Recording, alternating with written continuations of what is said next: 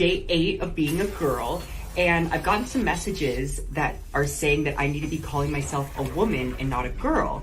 And I didn't even know that some women were offended by being called girls, so that's really good to know. But for me, the word girl feels great because I never got to be one growing up. And it feels very able to make mistakes and growing and changing and evolving, whereas the word woman feels very strong and confident and powerful, and that still intimidates me a little bit. So I'm gonna keep calling myself a girl. Hope that's okay. Love ya.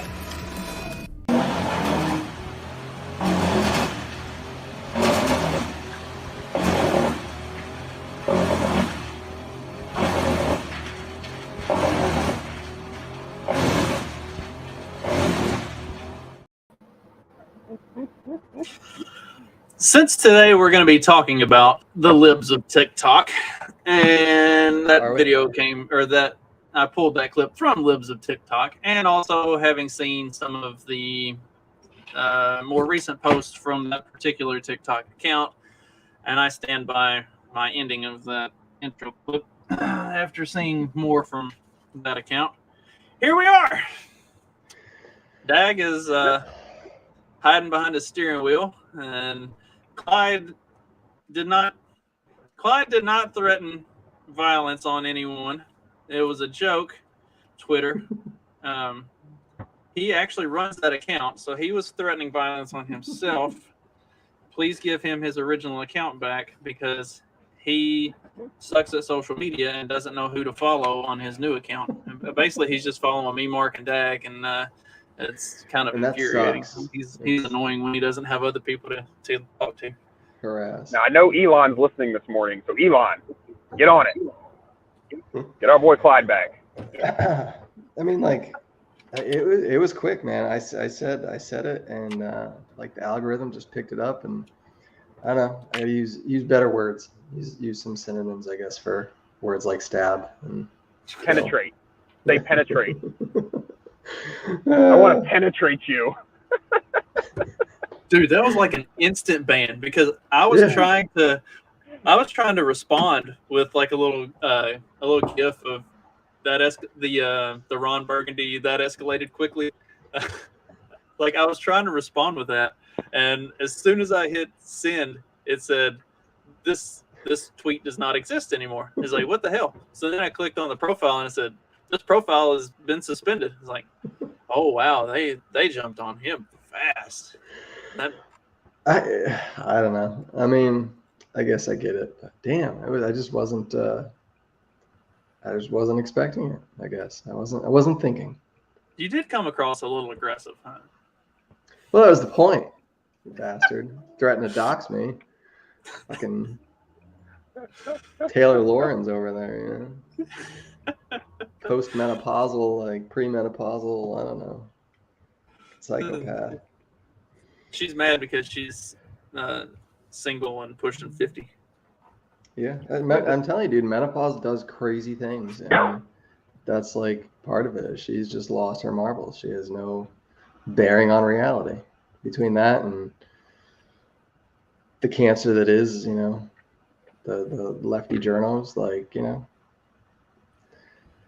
So speaking of getting nuked for that, I got a 24-hour Facebook ban about a year or so ago for commenting, "You crazy Canadians," on a buddy of mine who is from Canada. He posted a video of these people like in trucks and stuff pulling, like in full-size trucks, pulling inner tubes and spinning them around in circles out on like an ice lake or something. And I commented, "You crazy Canadians," and I got a 24-hour ban for hate speech. Like, wow. Hey, we're not even. I mean, like, this is the point of society that we've reached. Is you're not even allowed to tell a joke. Like jokes amongst friends are not allowed anymore. No, of course not. Did you ever do that as a kid?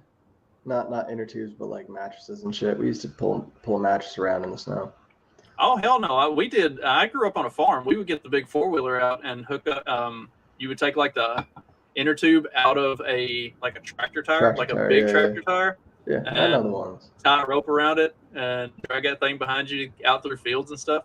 It was especially fun if you went through like a through a cornfield, and like you go flying off the inner tube, and then you like hit corn stalks and like almost kill yourself, like get some bruised ribs and stuff.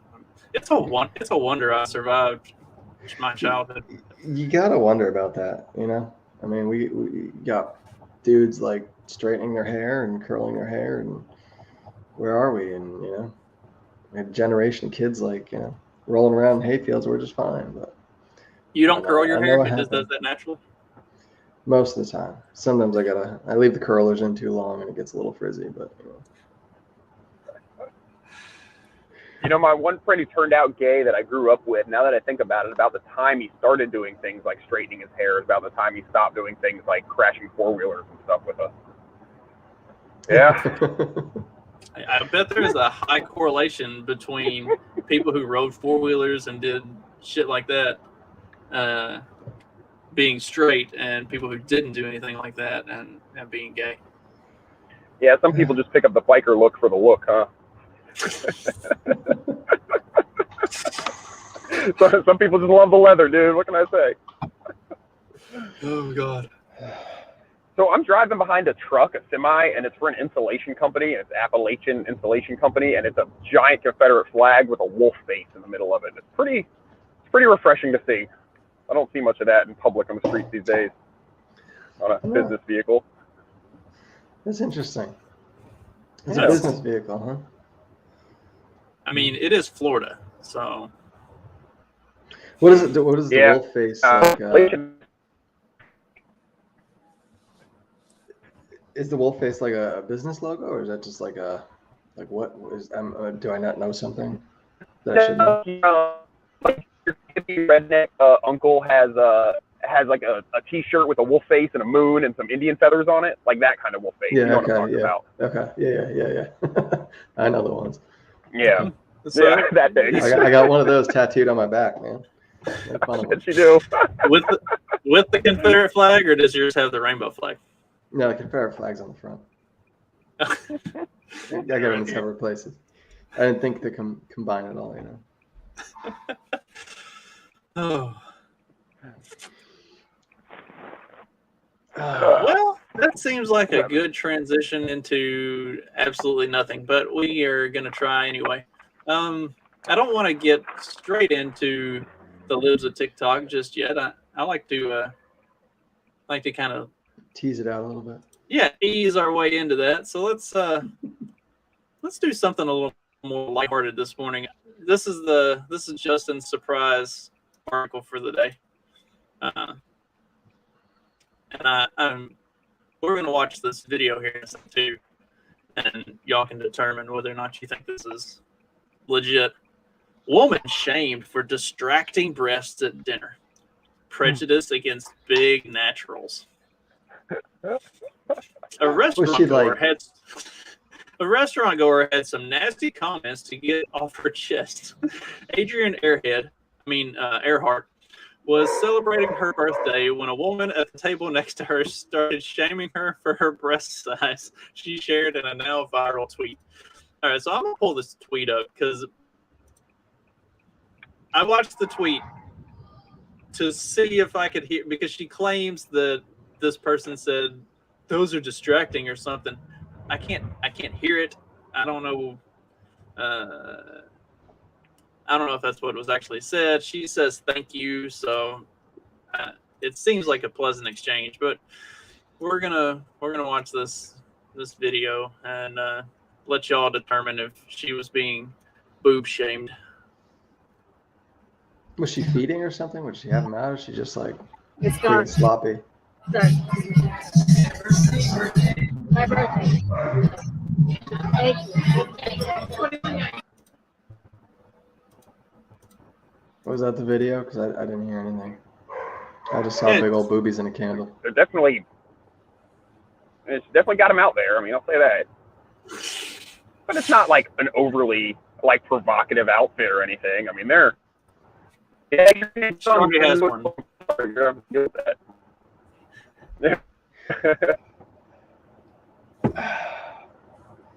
So the story behind this is that she was out to eat for her birthday, and she takes off her shawl, like and then she's blowing out the candle on her little cupcake or whatever, and this woman says that her boobs are distracting, and like gets all offended and switches tables.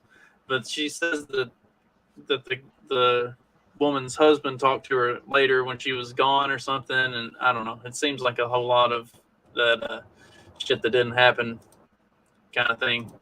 Is there a social stigma or is there like a big boob shaming? Is that such a thing? Like No, I think maybe big Leighton boob can tell us, shaming. because obviously I don't have very big boobs, so I've never been shamed for mine. But It just stems from fat phobia. Boob shaming is they're just big fat pockets. So really, if you're boob shaming, you're fat phobic, and probably ought to get canceled for that. prejudice against big naturals. You know what that means? I mean, I don't know, man. Is she jealous of her husband? I mean, who's distracted, her husband or her? I guess supposedly the woman who called attention to. So I think that's the bigger issue, right? If she's got a husband, she's distracted by some big old titties. Like, she needs to reevaluate some things, I think. Now, if it's her husband that's distracted and she's just angry, she maybe she needs to work a little harder on some other things in her life. So it doesn't. According to this article, there was another incident at like a theme park or something like that where a woman was asked to cover up because her boobs were distracting. Like, well, so what theme park was it? I was gonna say, now that depends, because like if they're at a theme park and she's got like a low cut top and they're riding all the rides and stuff, like you're running the risk of titties flying out. So maybe you got to think about the ride operators and put a mask on those things, lady. And you think about the children. I mean, yeah. Well, like that is the thing, is like, okay, so I can definitely see like a time and location where dressing, a certain way, or, having them sitting up like two eggs on a plate could be classless, for sure. So, but if it looked like a dark restaurant at night, it seems like a place where people are allowed to dress up and look good. So, this seems a little silly. And I mean, I don't know, maybe the complainer was having a bad day, and she was just jealous. Yeah, exactly. I think stuff like that happens. Chicks just hate other hot chicks for being hot. So, maybe it was something like that too. And like Clyde said, if she's mad about her husband looking, well, that's between them. I mean, I don't know. There's a time and a place, but like, I mean, you go out to a restaurant to eat, and I don't know. I think it's those cultural norms, the acceptability and stuff. And I think when you throw kids in the mix, it adds a whole different level of things. But in Disney, I mean, if it was at Disney, it'd probably be welcomed with open arms, I guess. Depending on whose boobs they were at, maybe. I don't know. Probably shouldn't go to Chuck E. Cheese dressed like that. Jump around the ball pit. Mommy, I got a ball. That's not a ball, Billy. I got this weird nub on the end. Oh God. Well, speaking of being jealous of hot chicks, let's talk about some probably decidedly not that hot chicks. Blair White? Conservative. What? Nothing. Go ahead. You remember As conservative group Moms for Liberty expands across the nation, it's also gathering enemies.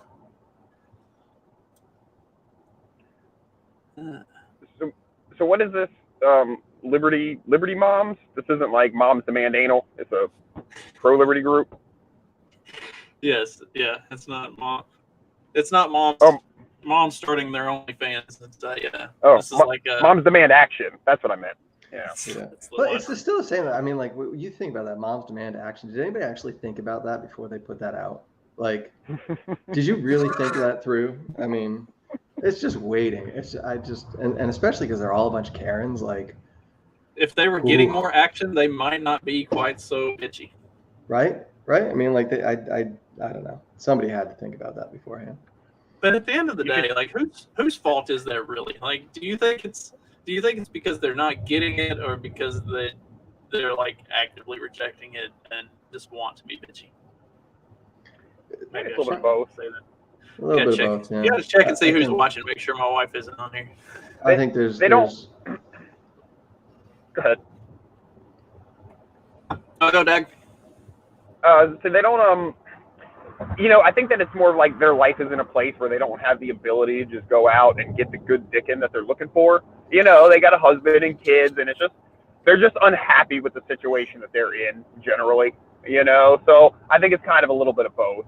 It's they're just past the point, or their life just isn't in it where they're allowed to live the way that they kind of pine for from time to time. Yeah, and I think this is fallout of feminism, and like really, like, men aren't men anymore, and they can't just like give it to her, and so now you get this generation of half-cucked men that are just too shameful to do anything for their wife, and this is what you end up with: cranky Karens all over the place. I think this is the fallout we're seeing from feminism, from years of, I don't know. We need more misogyny. More firm, open palm slaps on the behind. Yes. I agree wholeheartedly. Oh man. Yeah. If you don't tweak your wife's nipple every time she walks by you, are you even a good husband? I'm saying, dude. So on this article, what is this Moms Demand Liberty, though? They're like, we're on their side, though, right? I'm just going by the name, though. I honestly didn't do my homework and read this article, so. Okay, so they are. I had it pulled up, and then my account got banned, and I didn't have it anymore. Oh. They're the ones, like, for, like, the Don't Say Gay bill kind of stuff. Like, that's kind of what they're about, right? Am I mistaken on that? Yes. So this is now I'm not going to disagree with some of the assertions that the article makes. There are some situations where I think they've gone a little over the top in asking for certain things to be censored, or like specific books to be removed from. Like there's one particular group of the Moms for Liberty or whatever that's in somewhere in Tennessee. And like they've tried to get a couple books removed from school libraries that seem like it's a step too far. But generally speaking, and by and large for this group, they're going after the CRT push in public schools. They're going after the like the over-sexualization of elementary school students and pushing that kind of rhetoric and agenda and curriculum on young students. They're pushing back against some of these books that are being promoted and pushed in public schools that are like, I think we talked about it.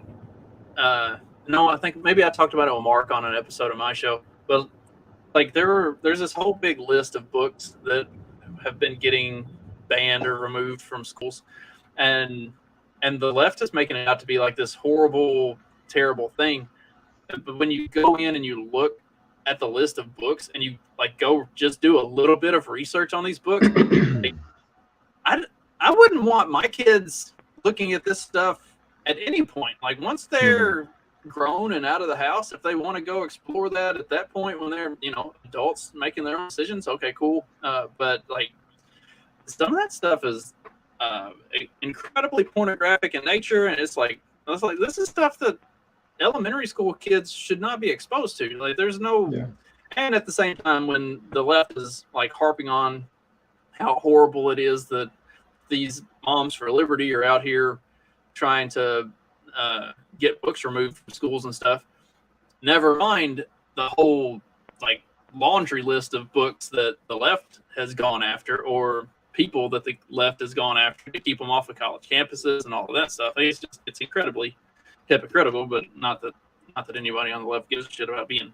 hypocritical. But so yeah, that's a big thing that this group is doing, and it was funny because I was listening to the article sitting here this morning doing some other stuff, and my wife was in the kitchen listening to it as well, and she was like, so what are they doing wrong? Like, this all sounds like good ideas.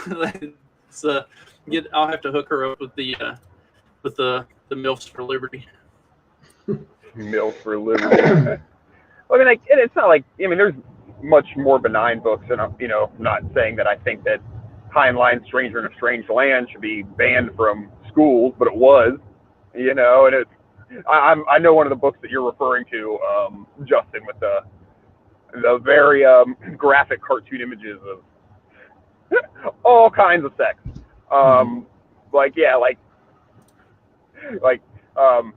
They're two very different things. So it's like, yeah, of course, this one, it's, what am I trying to say? I'm not trying to sound like I'm pro, like, book banning, but yes, like, in public schools, like, that, some books shouldn't fucking be there, like for sure. But what I'm trying to say is, like, yeah, like, they've banned much more benign books in the past, so this shouldn't be, like, a shock, that they're trying to get these particular books out of schools. Wasn't Catcher in the Rye, like, didn't they try to make that one not, like, yeah, okay to I think schools? so. Yeah, The Catcher in the Rye, To Kill a Mockingbird, like a bunch of like classical literature has been removed. The left had a big push to ban The Adventures of Tom Sawyer and Huckleberry Finn because of because of a particular character. Like that, it wasn't like, and it wasn't meant in a derogatory way. Like that's not. If you read the books, like I'm sorry, I thought it was your name. If you read the books, he's a like a noble character in the books. Like he's not. It's not derogatory in any way. Well, it's. I mean, from a lit standpoint, it goes back to that. Like, I mean, it's a timepiece, right? Like this is photographic of that time, and that's an important thing to remember. That this is the way things were. You start banning crap like that, and then you forget the real, I don't know, issues, the real racism and stuff that kind of existed that was there as a culture, as a cultural norm, and it just blows my mind that we want to get rid of that stuff and forget about it, and forgetting history is never a good idea. So I thought this part of the article was really interesting. Moms for Liberty also got on the wrong side of Facebook. Quite the inconvenience, considering it's a valuable recruitment tool. Because most housewives and moms are on Facebook all day, every day. So according to Justice, 22 chapters had their Facebook pages shut down, including one on the day it launched, for reasons such as posting the days and time of school board meetings, encouraging people to run for office, and accurately describing the content of certain books, all of which Facebook said violated its standards. The fact that they're getting their groups taken down for posting the times of school board meetings. Like, these school board meetings are supposed to be open to the public. Right? Yeah. Right. They're supposed to be open forum meetings. So, like, how is that a violation of standards to just simply post and how is encouraging people to run for office a violation of standards? I thought we were supposed to trust the democratic process and go vote and all of this stuff. Like, it's a threat to democracy to encourage people to run for office, I guess. Like, haven't you heard? Free speech is a threat to democracy, dude. Domestic terrorism. You think they're gonna pull down? You think they'd pull down Taylor's article for putting that information out? I mean, are they okay with like doxing individuals, but not putting out school board meeting times? So I guess we can move in that direction. The original Washington Post Libs of TikTok article had her name, address, phone number, like it had all of her information. And then they revised it, like basically as soon as it started to get like severe blowback of people being like, "Hey, that's fucked up. You can't What the do hell that did to you think was somebody." going to happen? I mean, Right. like you just Like, got you done can't do that crying to on somebody M- without their on consent. MSNBC. Where'd she go? She had her big crocodile tears about being bullied on the internet, and then she goes and does that shit. Like, And yesterday morning, she had posted something. I think she may have deleted the tweet since then, but she probably for obvious reasons. But she had posted something about how her family and friends were getting doxxed after wait, the article out. It's like, oh, really? So it's okay for you to do it, but when everybody comes back at you in return, then it's terrible, and you need to go cry about it. Like, fuck you, bitch.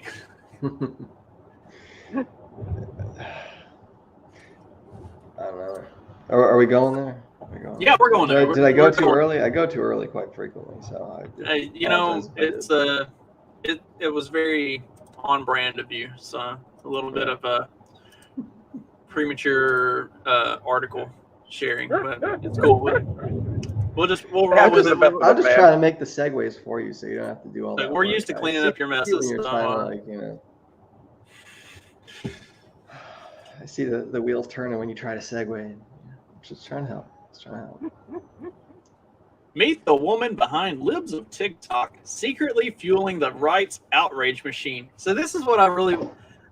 Okay, we can talk about the doxing if you want to. I have my own opinions of the whole doxing thing, and my opinions are probably, since neither of you use your real names, my opinions might not be aligned with yours exactly, but like, we can talk about the doxing thing if you want to. I was more interested in the whole idea that somehow Libs of TikTok is promoting some aggressively anti-LGBTQ plus minus exclamation point fish icon cat emoji You leave movement. the cats out of this. Well, I mean, don't we? No, that was a fish person. I thought we had somebody that identified as a cat gender, but that was a fish gender. A toy. So like, and it man, it's one of those things though, right? Because like you have these. There's a couple things. Like I saw I was looking at the comments on one of the tweets, and it was like a lot of people are really like worried that, you know, it creates like hatred for these groups, and I kind of get it. Like you're picking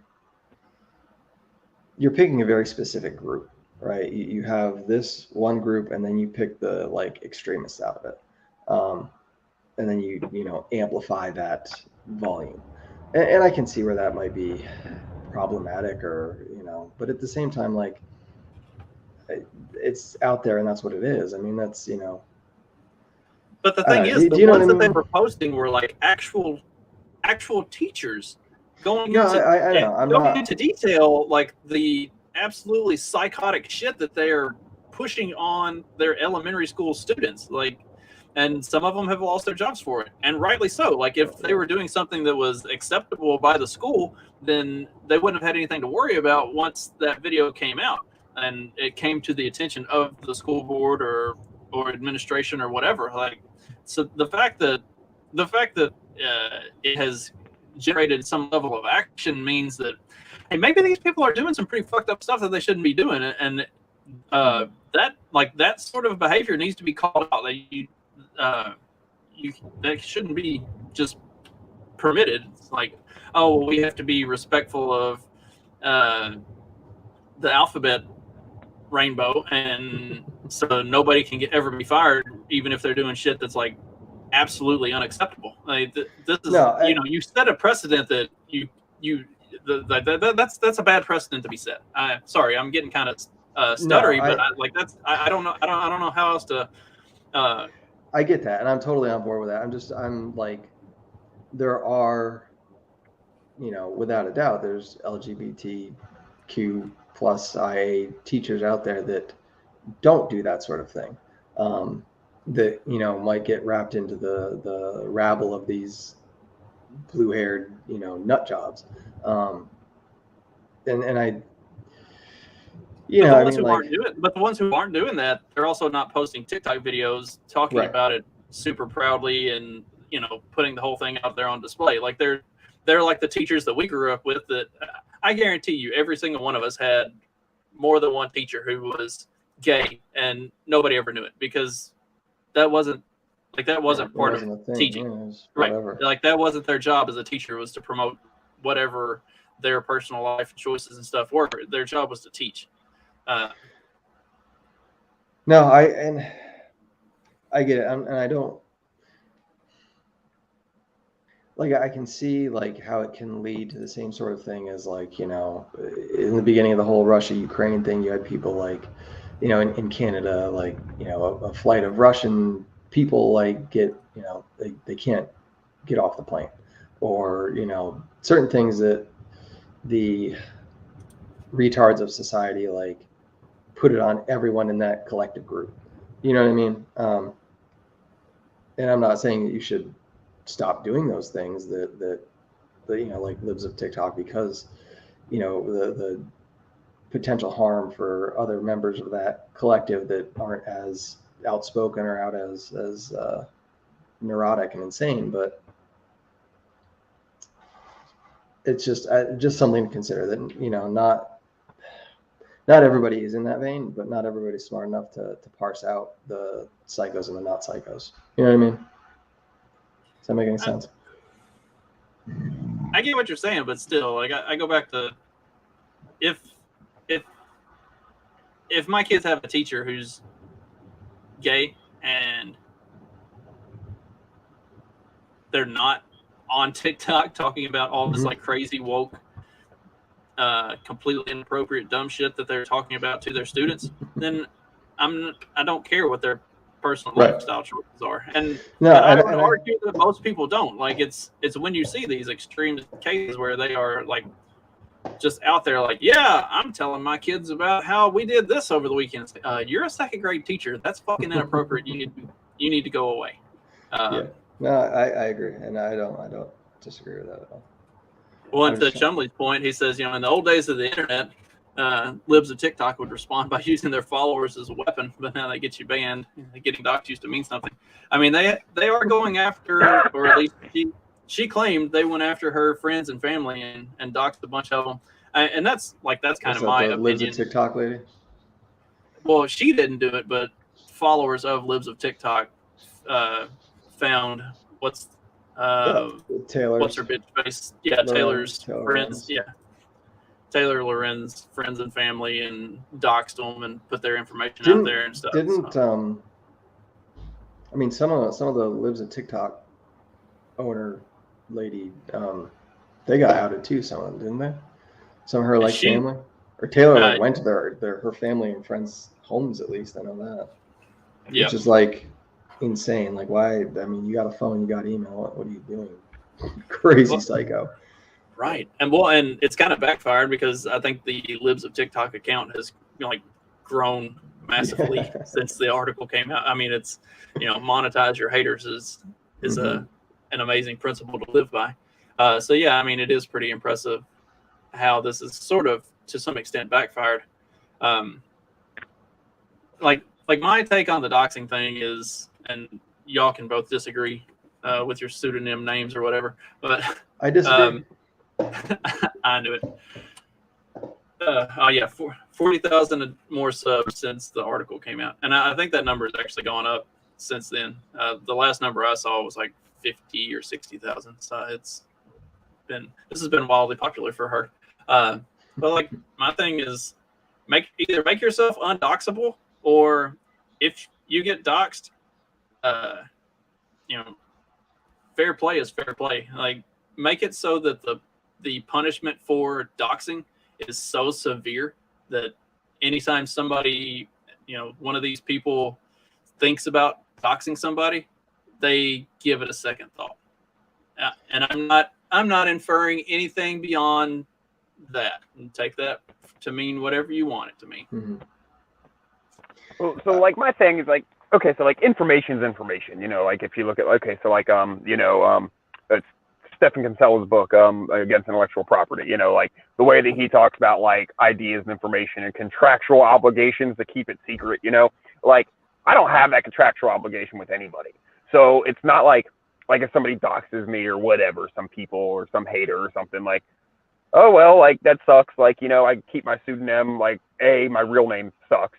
So like, I don't want to go by that. And I mean, like anybody who knows me on Facebook knows my real name, like I'm out there enough. It's not like it's a huge secret, but I guess I just want it where like someone would at least have to do a little bit of work. You know what I mean? Before they go calling my employer to bitch about me, like that's all. Like really make they have to really. But if somebody really wants to do anything, they can. So it is what it is. It's just my nickname I go by, but also it provides a minor layer of at least a little bit of anonymity. But I mean, what do I think? Like the NSA doesn't know who I am?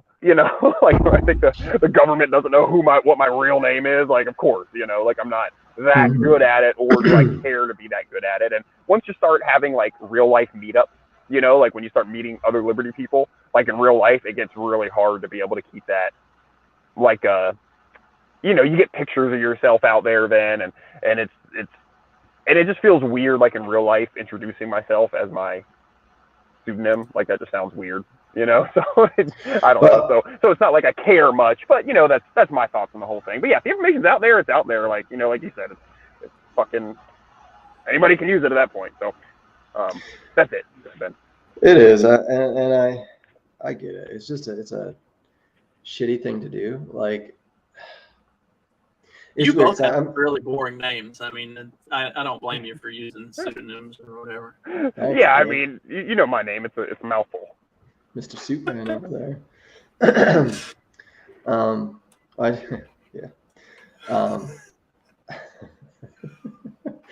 I mean, and it's weird because it's like in sort of an anarchist society type thing. I think you'd see more of that, right? Where I want to know the guy with shitty ideas, so I'm not around him. I want to know the guy with shitty ideas, so I can avoid using his product or whatever it may be, right? Isn't that like kind of the base of things? And using pseudonyms kind of protects that a bit. And, so I'm kind of split on it that way. It's like in the present day culture society we're in, when you have beliefs or you have ideas that are counter to the narrative, that I don't know, it can be a big risk, especially if they come out with like the CBDC type thing and they can just literally shut off your funding, and you can't get another fucking job because you can't get paid in cash. You can't, and so that's my concern with it, is that like, when you have voices that speak out against the narrative start getting shut down, like where does that lead you? Where does that end up? So that's my issue with the doxing half of it. Yeah. But at the same time, it is all out there, right? I mean, it's all out there. What's the big fear of doxing? Like, because I have been completely out there, like, I've even had my phone number and address on most of my accounts since I've been active in all this stuff. Like I've done a terrible job of shielding my identity in any way whatsoever. In Florida, I don't know if they still do it, but they've taken away people's kids because they found out the parents have like smoked pot before. Like so, like that's what it. So like if that's the thing. Like if you have kids, like there could be real concerns for people diming you out to stupid fucking busybody bureaucratic authorities, and because we have the opinions that we do, which aren't necessarily popular in I don't know how to say this, a very pro-status society, where it's like so awful to not be like yay government or yay country. There are real concerns that could affect you. So if especially if you have, I mean, I don't have kids, that's why a lot of my stuff is like not as like big of a deal, but like that'd be my big concern, is the state trying to take your kids away, because some busybody thinks you're dangerous or a domestic terrorist or you have guns in the house or what the fuck ever. Yeah. I've always just been like, if somebody shows up at my house, they're gonna catch me running at them with a spear. Like, they're gonna be in for a bad time. So I've never had a big concern, but I've also never thought about that side of things. Like in my current job or in previous jobs, most of the people, and especially like my bosses and stuff, they know what my political leanings are and they know what my beliefs are, and like I'm not worried about somebody diming me out to my boss, because my boss is probably going to laugh at him and say, "Yeah, did you listen to that one episode where he talked about this? It was awesome." Like, so I'm not really. Yeah. I've never really been concerned. Well, and that's a great point. I do think that organizing your life in a way to where if somebody was to dox you, it wouldn't matter, is ideal. And that's why, I generally say get away from job jobs, or have like the places I've worked, like the shop I worked at for 15 years, like the owner wouldn't give a fuck. You know what I mean? I did get in trouble for like social media. Like one time I didn't realize, I took a picture of a build and I didn't realize that it was going to be in a magazine and we weren't supposed to share pictures of it, until it came out in the magazine. And I thought it was cool. I walked in, it was my day off. I didn't know what was going on. I took some pictures, I put them online. And who saw it on my Facebook, but like, but it was like, hey dude, you got, be careful, So there always are some like very credible internet like concerns and, politeness with the courtesies and stuff that you do gotta take. And like with like my current like employers, like I don't think they care, but I'm not gonna purposefully put their name out there, or the huge company that we have a contract with, that everybody knows. Like I'm not, I'm just out of courtesy, I'm not gonna put them in a situation where they might have to give a fuck, so yeah. And like I'm even though I have no concern about it, like I'm careful to make sure I don't have anything that has the name of my workplace on it whenever I do videos and stuff like that. Like when we do the Friday morning show, I'll be coming in from work, and as soon as I walk in the door, I'll take my work shirt off and put on a normal, just a plain shirt, because like even though I'm not concerned about anybody finding out, at the same time, like that's my place of business, and like I don't want to associate that with any of the stuff I do. Not that I have any, like I'm not ashamed of what we do on this show. Sometimes I am, but generally speaking, as you should be. That was not your fault. The New York Post put that video there on purpose, man. Sometimes it just works out that way. We get into some monkey business, or I might drop a chew bomb a few times. Or, I think, and that's like, I think that's part of like the concern, the job thing, the kid thing, and then like there's no more humor, right? Nobody's like, there's no jokes, there's no like understanding of what's hyperbole and what's sarcasm and what like, it doesn't exist anymore. Everything you say is taken at face value, and it's like, no, think a little bit, stop being a moron. Like, I don't know. Right, like saying you're gonna stab a morning show. Yeah, I know, right? Pop that little balloon up in the corner, like what the hell, man? Stab, but non-tangible entity. Well, speaking of stabbings, let's talk about the Hispanics. Oh man, was that racist? Democrats lose Hispanic and blue-collar voters at the same time. Did y'all happen to read this article? That Clyde didn't see it. I saw it briefly, and then I didn't. Is this a new thing? I feel like I've been reading about this, about Latinx people leaving the Democrats here for a bit. Wasn't like 2020, like the percentages of minorities voting for Republicans, like didn't that go way the fuck up? Yeah, so it's not a new thing. It's been happening for at least the last 4 to 6 years, really prevalently over the last 2. I don't think that they're putting the article out because it's a new thing, and I don't think so this is from the Washington Examiner, which tends to be more right leaning as far as news websites and stuff go. But like mainstream media has been talking about this too. And I don't think that it's coming to the forefront right now because it's new so much as because it's reaching a point, especially with midterms coming up, where they can't keep ignoring it. Like they just thought, oh, it's just an aberration. Like it's just a thing that it's because of this or it's because of this or like there's some reason Getting worse after 2 years. Yeah, but it just keeps progressing in that same track further and further, and I think it's hit the point where they're finally realizing, oh fuck, we might have a problem. Does it break down Hispanic at all? Yeah, so this one goes specifically into the Hispanic. Like I'm just thinking, like country of origin kind of thing. Oh, like see, where they're from. No, it doesn't. Like, is this like Hispanic, like mostly, mostly the Mexican population of the Hispanic population is voting red, but some of the more Central American countries are not, or what does that mean, Hispanic? It's pretty wholesale across the board. Interestingly enough, I have seen some.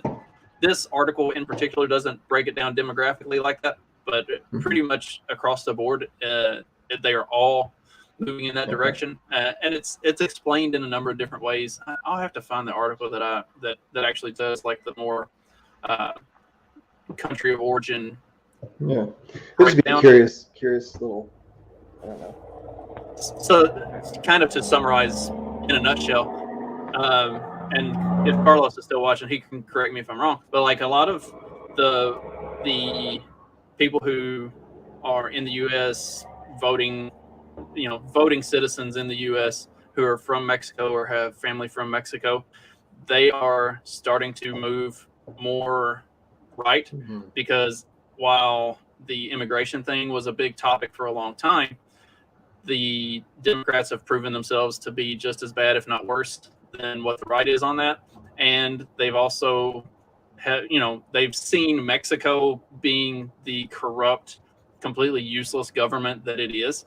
And they see the left trying to add more government, and they know what more government results in. So they don't want that. So they're moving more right. It's the same for people who have immigrated from Cuba, especially like the South American countries, Venezuela, Brazil. Like they've seen what these extremely progressive, borderline socialist and even full-blown socialist policies have done in the countries that they've come from, and they're like, yeah, we don't want that. Like that, it doesn't work.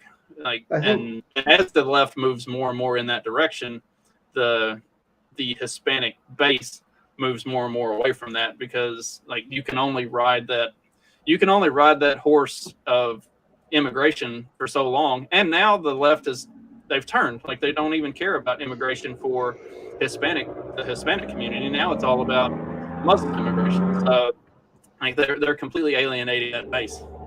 I think when you have it's kind of like the same thing, I guess, a little bit with the student debt. You have people that have done things the right way, and worked hard to get ahead, and then you see somebody else do it the wrong way and kind of get things handed, and it leaves a bad taste, I think. And there's a little bit of that. I know some of the Mexican folks I know are kind of in that line of things, like I had to work my ass off to do this, and maybe it shouldn't be that hard, but this other way is not the right way either. And kind of getting away from it all. Yeah, and I mean, so also this article, I know I took it back down. It also kind of connects what's the exact wording they use for it?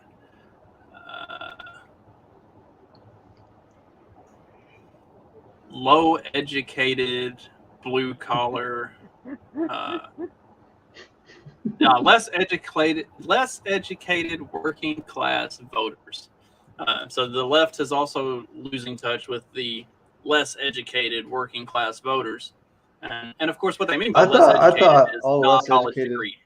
I thought they all voted for Trump anyway, because they're uneducated. I thought that was like, I don't know. Okay, so now we're going to get into like a demographical breakdown of the U.S. and the way some of these, because you would see it especially in the South and the Midwest, where you had like the yellow dog Democratic counties, like I mean, it's where I grew up. Like by and large, will vote for Democrats every single time, just because that part of the country has always been a Democrat county. Everybody who lives there is a Democrat. Everybody who runs for office is a Democrat. Period. When I was in high school, my dad and I were registered Republicans in our county, and we were 2 of 8 in the entire county. Because and it's every presidential election, the county went for the Republican. But in literally every other election, it was always a Democrat. Nobody ran as a Republican for anything in the county, period, because there are no Republicans in that county. So you're seeing large swaths of the country that used to be that way, that are now flipping and going incredibly, they're going to the extreme red side of things. They're becoming incredibly Republican, because they always were, but they just didn't know it. Right. It was blue. It was Democrat country. I remember when my dad and I registered as Republicans, there was a guy, an old farmer in the community, and he said, if your granddad knew that you were registered as a Republican, he would roll over in his grave. And my dad said, if my granddad knew what the Democratic Party was doing, he would roll over in his grave. And that's where a lot of that middle America, is getting. So that's why they're losing that support. It's not that those parts of the country shared the idealism of the Democrats or of the woke progressive agenda. It's that the Democrats have pushed the woke progressive agenda so far that those incredibly loyal parts of the country have now said, you know what, fuck you. And here we are. Yeah, they liked the Democrats when they were giving them farm subsidies in the 40s, but things are a little different now. It's true. I mean, I've done episodes on the farm subsidy programs and the bullshit that's involved with that. It's insane. It's asinine, but here we are. So yeah, I mean, I spent a lot more time talking about that article than I intended to. I hope it will be more conversational and not just me ranting. See, this is the problem, is I find an article that looks good, but it's an article that I've done 3 separate individual episodes on, and so I've got way too much background on it, and then I end up hijacking the conversation. Terribly sorry. What do you got there? Is that a buffalo nickel? No, it's the new quarter. Damn, you can't. It's not coming into focus. Who is that? So I don't know. Is that some lady? Aunt Jemima? No. Dr. Sally Ride. Ride, Sally Ride. Oh, I don't know who that is. Onion. So anyway, she's on the back, astronaut right? teacher. If you look at the front, she died on the Challenger, right? I don't know. Oh, maybe. Yeah, is that who it is? They redid the front of the quarter too, and they gave him a very distinct ponytail, as opposed to his old one. All right? Damn it, man! This is awful. You suck at this. How do I make it focus right in? Look, You're coming up too fast. You have to come in slower. So they put a woman on the quarter, on the back of the quarter, right? Remember this thing? We got 5 women this year because it's they're supposed to be, I don't know, something. But they gave them a ponytail too. They totally they're going for our money, putting women on money. Is Harriet Tubman still supposed to be on there? What's going on with her? I mean, it's supposedly one of these days she's going on. What's Harriet Tubman going to be going on? Is she replacing Andrew Jackson on the 20? Yeah, yes, sir. Yep. Why is Jackson on the 20? I never understood that anyway. Why is anybody on any money? Well, I mean, I can understand why they would put some sort of significance behind Ben Franklin or George Washington, Abraham Lincoln, for whatever we may think about him for our beliefs and whatever. I can understand why they have them on, Thomas Jefferson. I get it, but what was Andrew Jackson's? Wasn't he very anti-central bank or something? I haven't finished cronyism yet, but I've a signed version of cronyism, and Patrick Newman wrote be cautious. This book is very pro Andrew Jackson, but I haven't gotten to that part yet. Right, like Andrew Jackson kind of seems to check all the boxes of somebody that they wouldn't put on a currency, because he was very anti-federal federal bank, and he was also I mean, I'm pretty Indian sure killer. Yeah, he kind of triggered some massacres of Native Americans. So it seems like he would Trail be, of Tears or was something him, with wasn't it? I him. mean, like he like. I think so. yeah, it kind of seems like he would be like the number one top of the list guy that they wouldn't put on a currency. They were waiting. They were waiting for somebody. They were talking about replacing him with replace. Squanto or something. Harriet Tubman. Oh yeah, that one. Aunt Jemima. She can't be. She can't be you on the think they Super Bowl replaced one. Andrew Jackson with a Native American character? Yeah, they should. That would make more sense. One of those. You could get a Seminole woman and hit both checks with one person. Pocahontas. They should just put Pocahontas on the one. Elizabeth Boyd, don't you have to be dead to be on money? Yeah. No, that's a stamp. I think you're thinking of a stamp. Probably the same for both. Maybe both. All right. All right. Having a Trump buck would have been great. We got 5 minutes. Clyde, can you cover the article you sent this morning in 5 minutes? If you tell me what article I sent.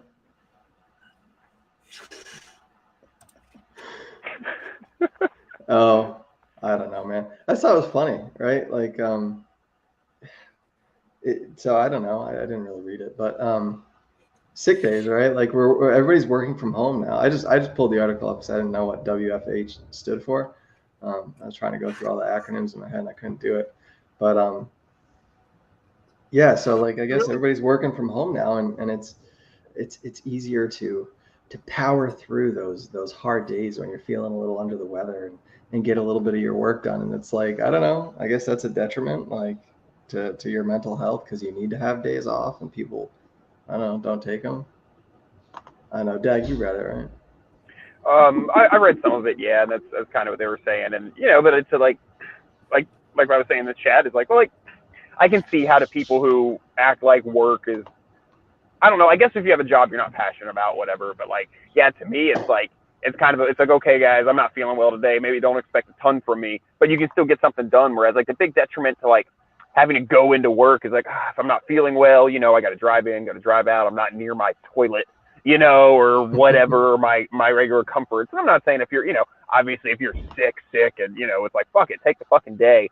But like, I get like headaches sometimes, that it's like, it slows me down a bit, but like realistically, I could attend a meeting, or I could do whatever on Zoom, or, I could still do some stuff. So it's, to those of us who enjoy being productive, it's kind of a good thing being able to work from home because of this. Because yeah, if I do have a day where I'm kind of feeling shitty, it's one of the reasons I don't like having a regular job, and I like having all my hustles, and then my sort of job like I'm doing now, I'm kind of on my own, so it's fine. But I'm able to be flexible with my schedule. So if I do have a day where I'm not feeling well, I like to be able to not put people out and, at least still get some shit done. On the other hand, I've been very ill and had bosses be like, can't you just pop an aspirin and come on in? And it's like, fuck you, dude.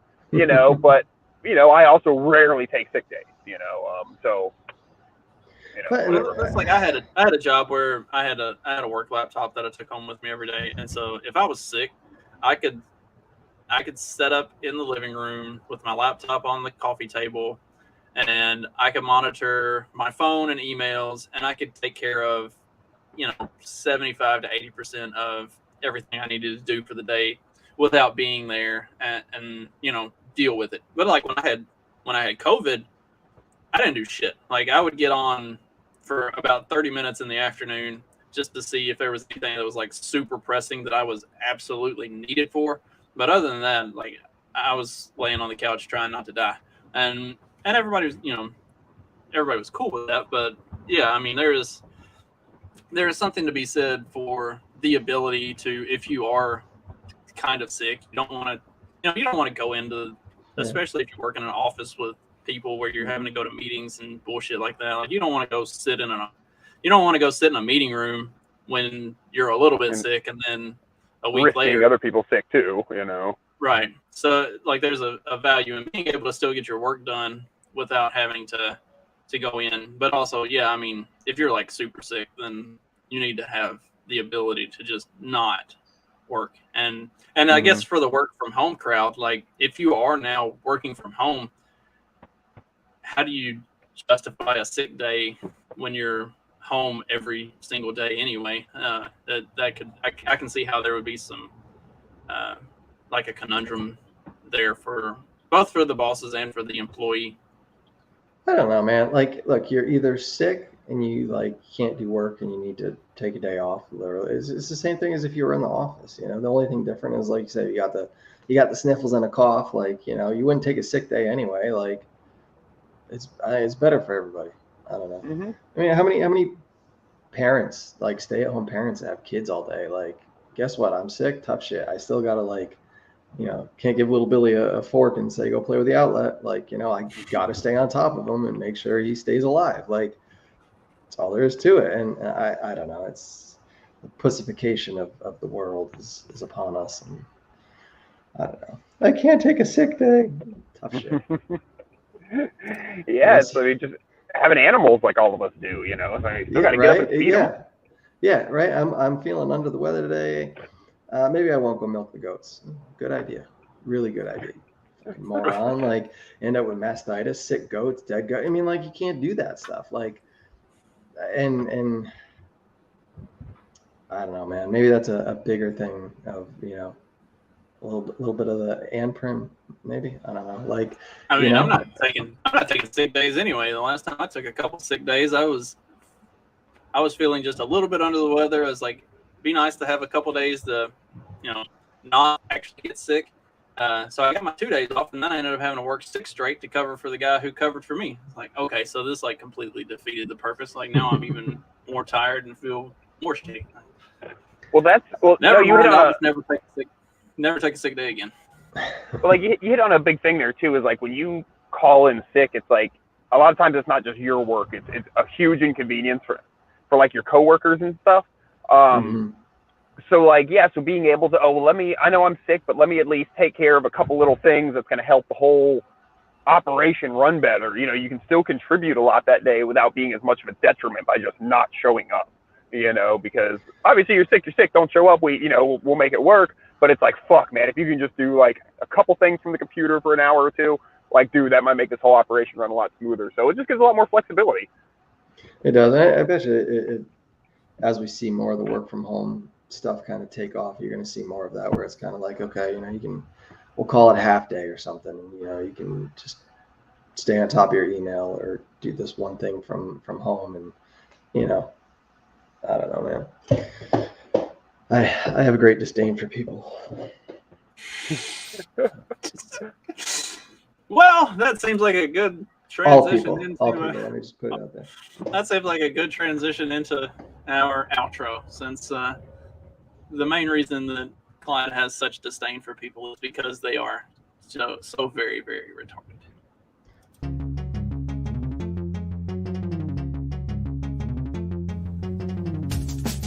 Because democracy basically means